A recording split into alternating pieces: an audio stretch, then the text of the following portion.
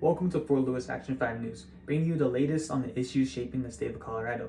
My name is Kobe Spencer. Now for the topic of our discussion, many Colorado residents and Fort Lewis voters have prepared to head to the polls.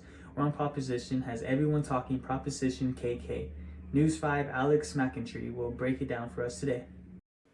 Proposition KK will ask Colorado voters whether the state should implement an excise tax on firearms dealers, manufacturers, and ammunition vendors, with the additional 6.5% tax on top of the current 11% that is shared by the state and federal government. According to this year's ballot blue book, it is projected to raise $20 million annually. The revenue from the tax would be used to support intervention, community violence programs, and prevention programs that are currently unsupported.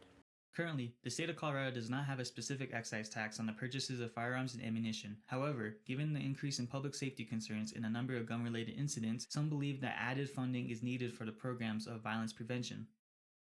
In California, a 6% tax on firearms was implemented in 2024, but its effect on gun violence is still unknown. While there are concerns about people crossing state lines to buy guns, excise taxes have been effective in reducing harmful behaviors like tobacco use. For example, the CDC reported a 19.7% decrease in tobacco use in Massachusetts with an excise tax in an anti-smoking campaign. Although guns aren't the same as cigarettes, similar strategies could still work. A yes vote on Proposition KK will impose a tax of the purchases of firearms and ammunition. Supporters of the proposition argue that the revenue will help reduce gun violence by funding community-based programs. These organizations include gun violence victims, mental health, and veteran support. These supporters believe that this approach will balance public safety with individual gun rights. You still have the ability to purchase, but some of your money would go towards reducing any possible harm.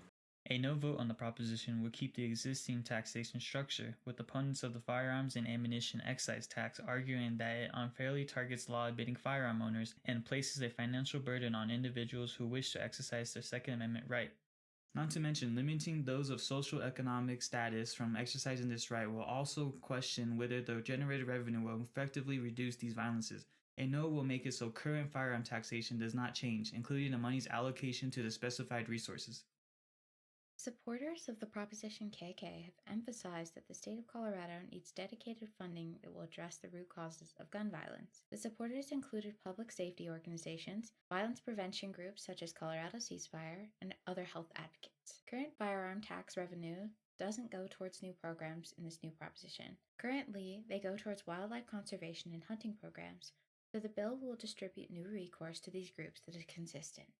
On the opposing side, opponents such as the National Rifle Association, Rocky Mountain Gun Owners Association, and other advocate groups of the Second Amendment claim that the proposition will punish responsible firearm owners without addressing the real issues of crime. They urge that higher taxes will have minor impact on preventing criminals from accessing firearms and that the funds from the proposition may be ineffective or perhaps improperly allocated. They argue that the government should use current resources to ensure funding for the specified programs.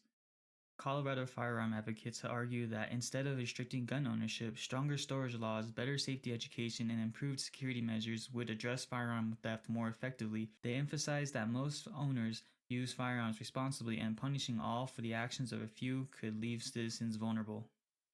Proposition KK will offer voters a choice: support an excise tax on firearms and ammunition to fund violence intervention programs, or to oppose it and maintain the current system.